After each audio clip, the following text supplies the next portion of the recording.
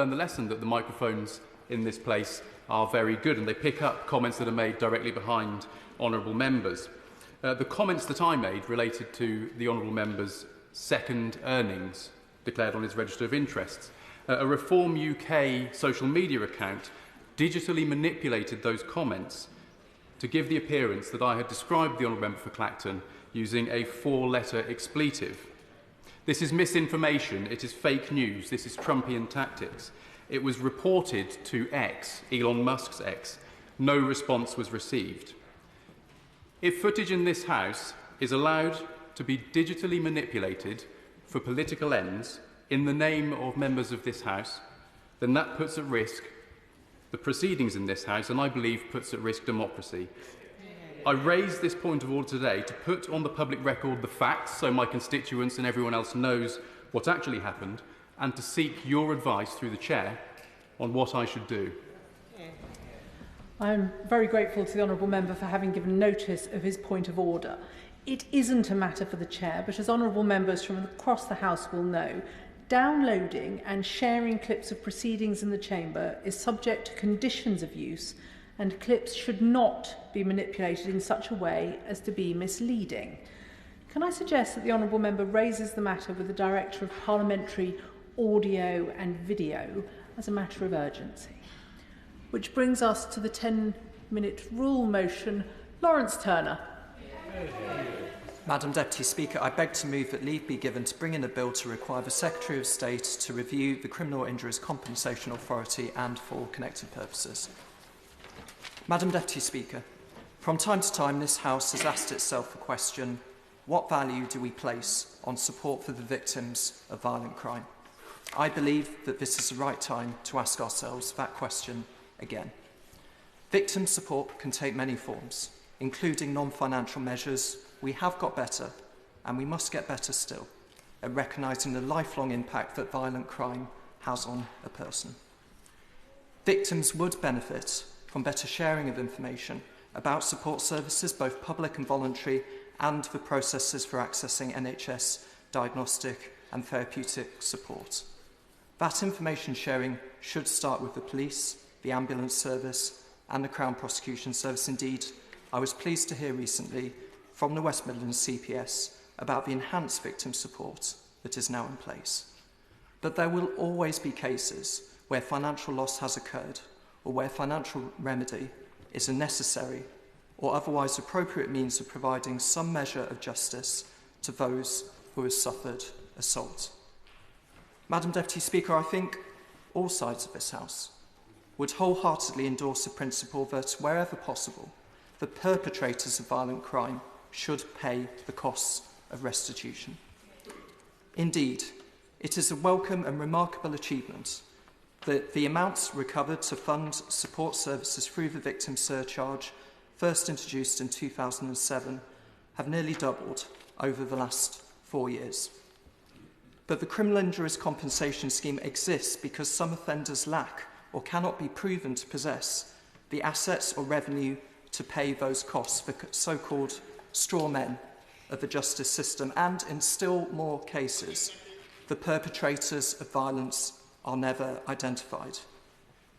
Crime statistics notoriously do not tell the full story, but in the West Midlands Police Force area, nearly 1 in 5 violent assaults are not prosecuted because no suspect can be named.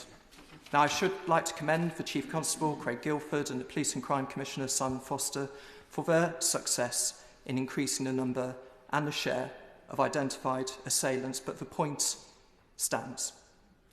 Madam Deputy Speaker, the animating force behind the current Criminal Injuries Compensation Scheme was a Birmingham magistrate and the first Secretary of the Howard League for Penal Reform, Marjorie Fry, who led a campaign in the 1950s under the clarion call of justice for victims.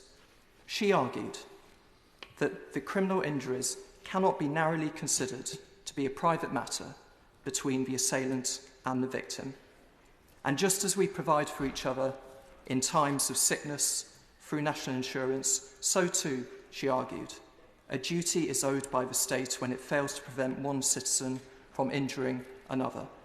In her words, the state cannot disown all responsibility for its occasional failure to protect. Today, that same principle is set out by the Criminal Injuries Compensation Authority when they say that payment is sometimes needed as an acknowledgement of harm and an important gesture of public sympathy.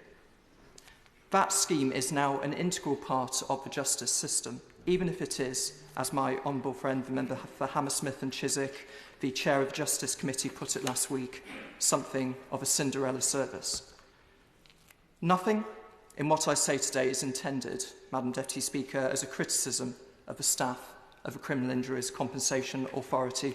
They work hard under difficult circumstances with staffing numbers that have fallen by a fifth since the current iteration of the scheme was introduced in 2012. The Civil Service People Survey shows that they take pride and find professional fulfilment in their work. And as someone who once received an award from the scheme, I remain grateful to them. Important and positive improvements have been made compared to 6 years ago when the Victims Commissioner published an excoriating report. And may I say at this point how welcome it is to see the Minister, the Honourable Member for Pontypridd, in her place. I know that she cares deeply about victim support, combined with a specialist knowledge about the matter, and I'm grateful to her for her thoughtful responses and conversations on this issue. It is clear also that failings remain within the system, as we heard last week when members across parties contributed to a debate in Westminster Hall. And I draw particular attention today to the delays that too many applicants still experience, the lack of signposting or integration with wider support services, a general lack of public awareness about the scheme itself, the trauma of dog attacks on postal workers and other victims by new and banned breeds, the victims of which are mostly ineligible for compensation following changes to the scheme in 2012. The recommendations also of the independent inquiry into child sexual abuse. In addition, supposedly £500,000 a year hardship fund, established 13 years ago, that is now essentially a dead letter. The criteria are so restrictive that no payments have been made from it at all in the last 7 years. And the tariff system itself. Many serious and life-changing injuries are not covered at all by the scheme. Now, it is true that the upper cap on the scheme is generous by international standards, but the lowest limit of £1,000 has not changed since it's been frozen in cash terms since 1992.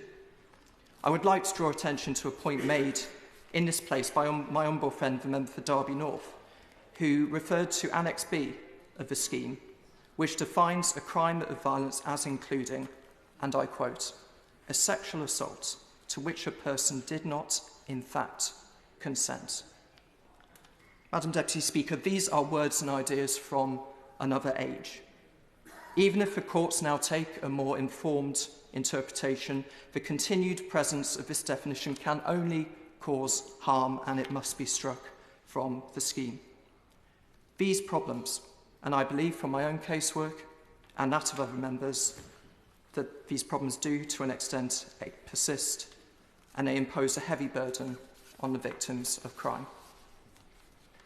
Like some other members of this House, I bear the physical scars of violent crime alongside other scars of a different and more subtle kind.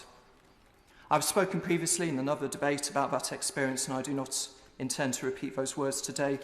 It is enough to ask that honourable members take it on trust that delays, the seemingly arbitrary rules of the scheme, the manner of the communication, and sometimes, yes, poor decision-making can add to the sum of pain that victims feel, a pain that can only be partially outweighed by the release that the end of the criminal injuries process brings. A perpetrator might evade justice, but it is part of the nature of the trauma response that, at a slight or unexpected prompting, a victim may be compelled to relive that crime again and again.